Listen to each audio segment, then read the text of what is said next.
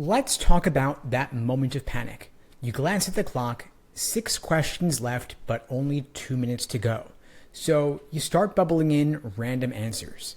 A, C, C, D, B, whatever.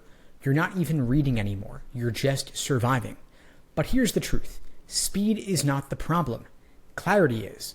Most students try to go faster by rushing, reading quicker, skipping steps, cutting corners, but of course, that never works. Why? Because the LSAT isn't testing how fast you can read.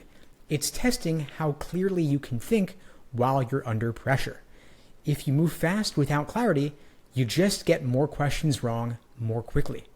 Speed isn't a skill you develop directly. Speed is a natural result of clear, structured thinking.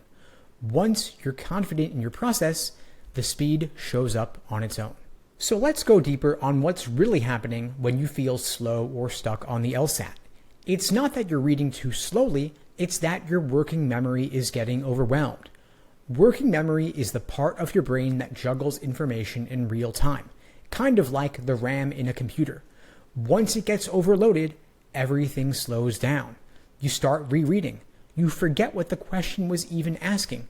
You second-guess choices that you already eliminated. And here's how this actually plays out on test day. You read a stimulus, but you don't quite get it, so you reread it.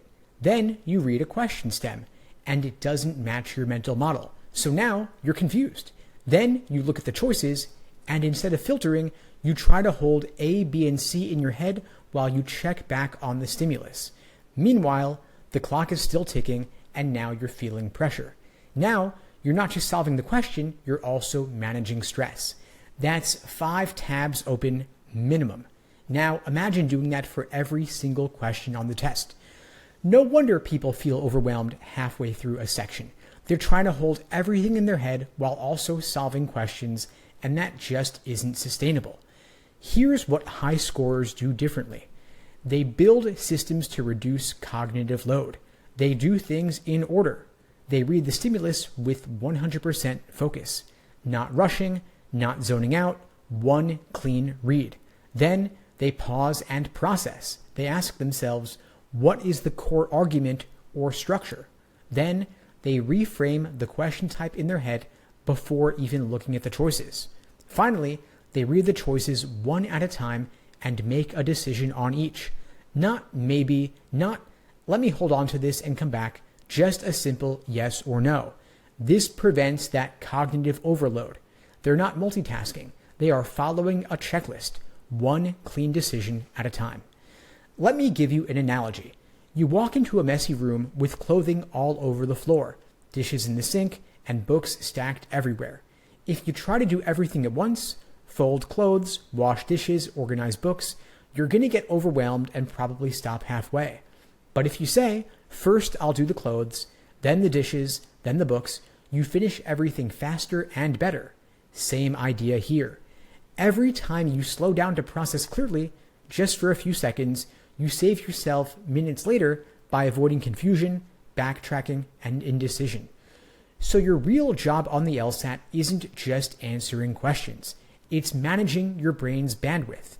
If your thinking feels slow, scattered, or foggy, the fix isn't more speed, the fix is better mental organization. So close the extra tabs, reduce your mental clutter, and suddenly you're faster than you've ever been without even trying to be. Let's destroy a myth right now. Skipping questions does not mean you're falling behind. It means you're thinking like a high scorer. Most students treat the LSAT like a straight line. Start at question 1, end at question 25, do them one by one, no exceptions. But the thing is, the LSAT is not linear, so your approach shouldn't be either. And top scorers understand this. They treat the test like a series of opportunities, not a to-do list. And when something looks like a bad use of time, they skip it instantly.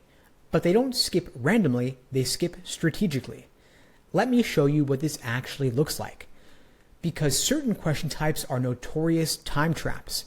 Parallel reasoning questions have long arguments in the stimulus and in every answer choice. Principle strengthening questions are often abstract and dense. And any question that's badly worded or filled with conditional logic can eat up your time fast. Even the occasional reading comp passage, if it's full of technical jargon or legal philosophy, it might take double the time of a normal one. So here's what you want to do. If you hit a question and you're still confused after 30 seconds, you flag it and skip it. You don't pause to think, maybe just one more read. You don't argue with yourself about whether to stay. You just flag it and you go. Because the real cost of overcommitting to one hard question isn't just the time it takes, it's the opportunity cost of everything you won't get to later. So imagine this. You spend 3 minutes on question number 18. You finally pick D and you're not even sure if it's right.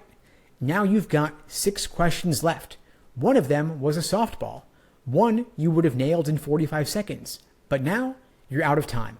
And the worst part is you might have gotten number 18 wrong anyway. Now, I once worked with a student named James. He was scoring in the mid-150s, kept running out of time on logical reasoning. So we reviewed his prep test and found something consistent. Every time he hit a tough parallel question around number 17 or 18, he would lock in. He'd reread, analyze, and debate every answer. Then he'd run out of time and miss 22 through 25, even though they were easier. So I gave him one simple rule. If a question feels like a project, flag it and skip it. He didn't love this idea at first. It felt like giving up to him. But within 2 weeks, his score jumped 7 points. Why? Because he was finally playing to win, not trying to be perfect. And of course, James's results are not typical. Your results may vary. He put in a tremendous amount of effort, and he was the kind of student who actually took the strategies and executed them consistently. But this just shows you what's possible when you are willing to try something different. So if you want to skip like a pro, here is the checklist. First, give yourself permission. Skipping is not failure, it's part of the strategy. 2, set a 30-second rule. If you're not making progress, move on. Number 3, know your traps. Keep a personal list of question types or phrasing that tend to slow you down. And finally, trust the return trip. If time allows, you're going to come back with a clearer head and sometimes solve it in 20 seconds. Skipping is not about avoiding hard work. It's about maximizing results under pressure. You've got 35 minutes per section. Use them where they're going to make the biggest impact. And remember, your score doesn't care when you answer the questions. It only cares if you get the questions right. Now let's talk about prephrasing, which is a mental filter that can save you several minutes per section. Have you ever read 5 LSAT choices and think to yourself, none of these look right, but I have to pick one? That's not because the test is unfair. It's because you walked in without a filter.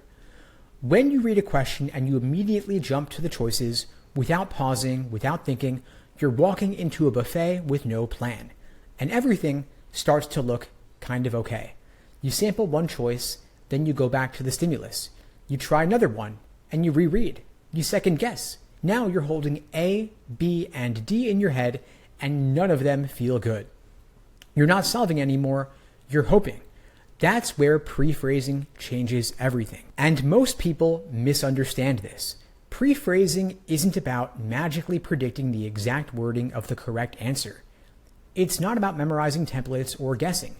It's about creating a mental filter, a general sense of what the right answer needs to do before you even look at the choices. You don't need to know the answer. You just need to know what kind of answer would make sense. Here's how that plays out. Let's say you get to a strengthening question. After reading the argument, you pause and think, okay, the conclusion is that X causes Y. They're assuming there's no other cause. So a good answer would probably rule out an alternative explanation. Now you've got a filter. When you look at choices A through E, you're not aimlessly evaluating language. You're checking each one against your hypothesis. And this narrows the field instantly. And it helps you eliminate wrong choices faster, because most of them don't even come close to matching your prephrase. And here's the part most people don't realize. Even a vague prephrase helps. You don't need to be perfect, you just need direction. Imagine you walk into a grocery store without a list. You're hungry, you're tired, and you don't even remember what you came for. That's what answering LSAT questions without a prephrase feels like. Now imagine you walk in with one note, bananas. You walk straight past the cookies. You're not distracted by 19 different sauces. You head to produce, grab your fruit, and you're done. That's what prephrasing does. It reduces distractions. It limits second guessing. And it gives you a tool to evaluate answers quickly, even if none of them are perfect. And if this feels hard right now, that's normal.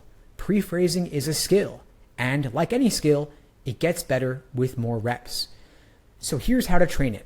First, you want to stop after the stimulus. Before you even look at the choices, ask yourself, what is the argument here? What's their main point? And if you're not clear on the question stem, reframe it in your own words. Ask yourself, what do they want me to do? Then you pause and predict. Don't write down anything. Just think to yourself, what would a good answer probably do here? Now, and only now, do you go to the choices. And when you do, you move decisively. You're comparing the options to your filter, not to each other. And if nothing matches your prephrase, that's okay. Rethink it once. If you're still unclear, eliminate what you know is wrong and make your best choice. Prephrasing is not a magic bullet. It's not going to make every question easy, but it will make every question faster and less draining. Now, most LSAT students make the same mistake. They treat every question like it deserves the same amount of time. 90 seconds per question, 35 minutes per section. Divide and conquer. Sounds fair, right? Wrong. That is like giving equal time to your best friend and a stranger trying to sell you crypto in a parking lot. Not every conversation is worth your attention, and not every LSAT question is worth your time. The LSAT isn't fair. Some questions are straight up gifts. Others are traps. If you spend equal time on both, you're going to lose. The fix is confidence-based timing. Now you're probably wondering, what does that actually mean? Here's the rule. Spend more time on questions you're likely to get right and spend less time on questions you're likely to get wrong. It might sound counterintuitive, but it's how top scorers play. Let's break it down. When you hit a question that feels familiar, meaning you understand the argument, you know the question type, you've seen this pattern in your drills, that is a 10 out of 10 confidence question. Trust yourself, move quickly, and don't overthink. That question is a green light. Bank the time. Now, let's say you hit a question that feels iffy. You kind of get the argument, but something feels off. You're not totally sure what the stimulus is doing. That is a 5 out of 10 confidence question. So you slow down a little and try to apply your process. But if things still feel murky after 30 to 40 seconds, flag it and move on. And then there are the dreaded 1 out of 10 confidence questions, the ones that hit you like a brick wall. Maybe it's filled with conditional logic you've never seen before.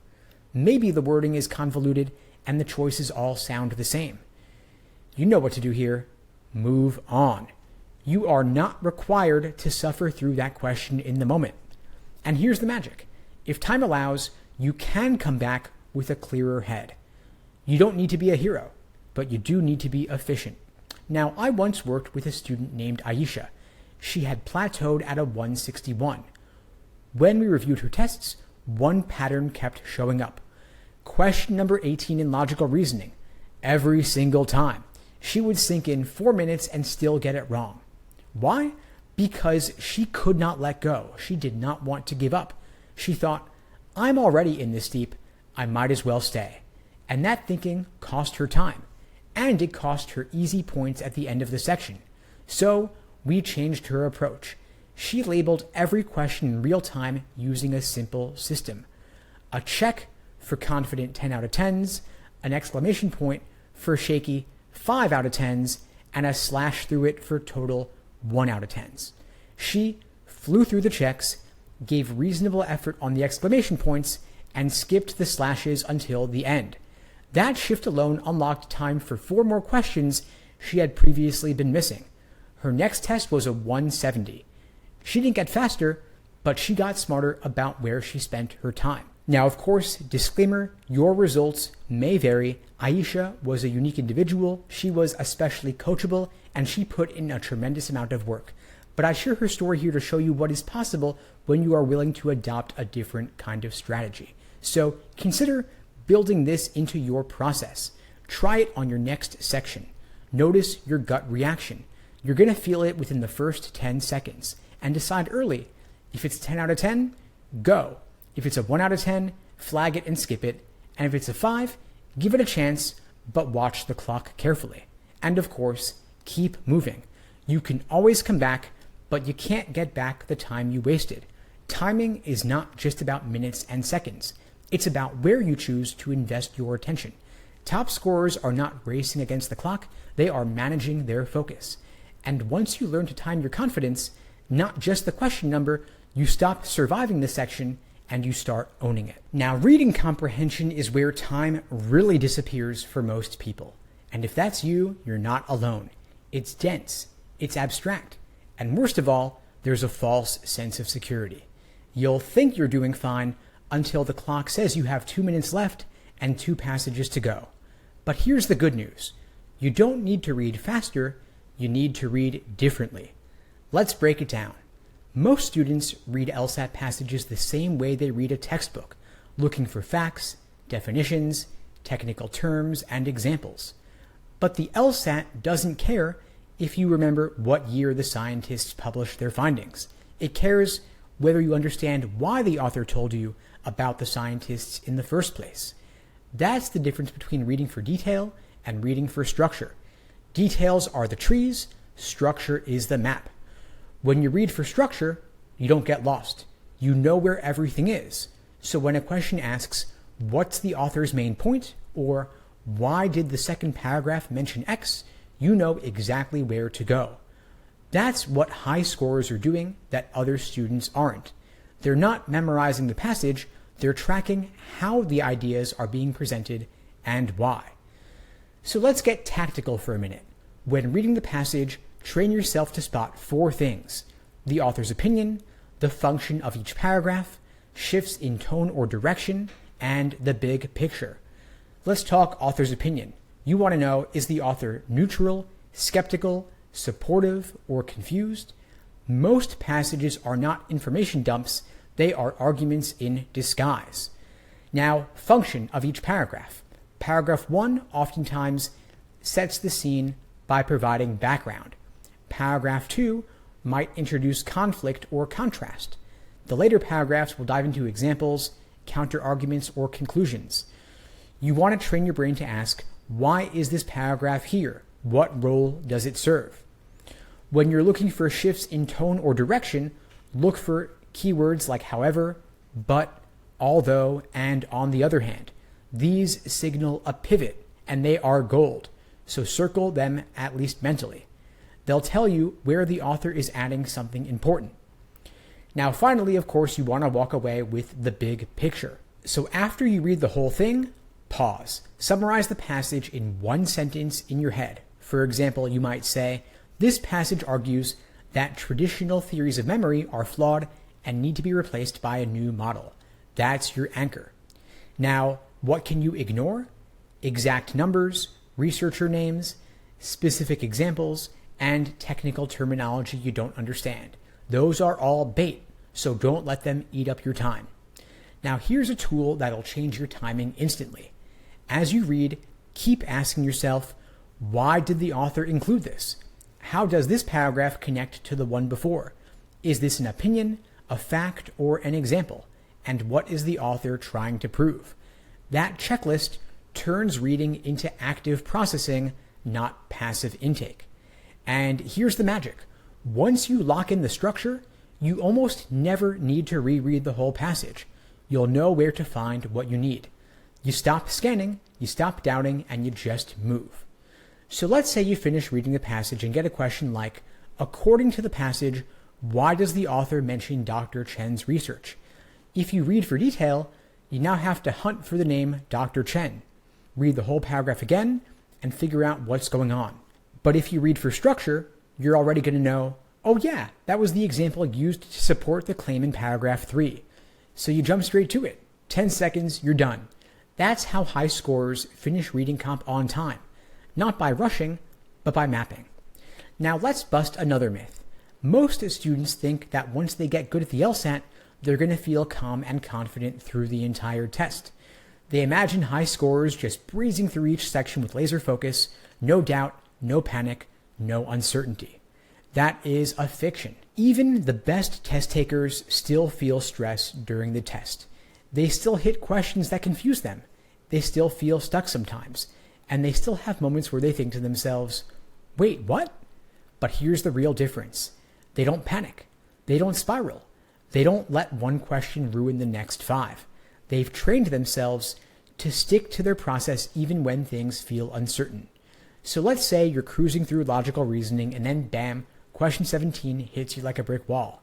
Dense stimulus, weird wording, 2 choices that both feel kind of right. What does a low scorer do? They stare at it for 3 minutes, trying to force it to make sense. They reread the same sentence 5 times and they start thinking, what if I mess this up? What if the whole test goes bad? That's how time disappears, and confidence along with it. Now, what does a high scorer do? They pause, they breathe, and they remember the system. They flag the question and they move on. They keep executing the rest of the section like nothing happened. No drama, no narrative, just action. The question isn't whether you will hit a hard question, because you will. The question is what you're going to do after it happens. If you wait until test day to learn how to handle stress, it's already too late. The way you practice has to include stress management. So you want to do timed sections more than untimed drills to simulate real conditions. You want to practice skipping when you're confused, even during practice. Don't just push through, train the habit. And track your emotional response. Notice when your brain starts spinning and catch it early. And decompress after every section. Ask yourself, where did I slow down? Where did I lose focus? What triggered it? This isn't woo-woo mindset coaching. This is tactical test strategy. The LSAT rewards emotional discipline as much as logical reasoning. So don't aim to feel perfect. Aim to stay functional, especially when you don't.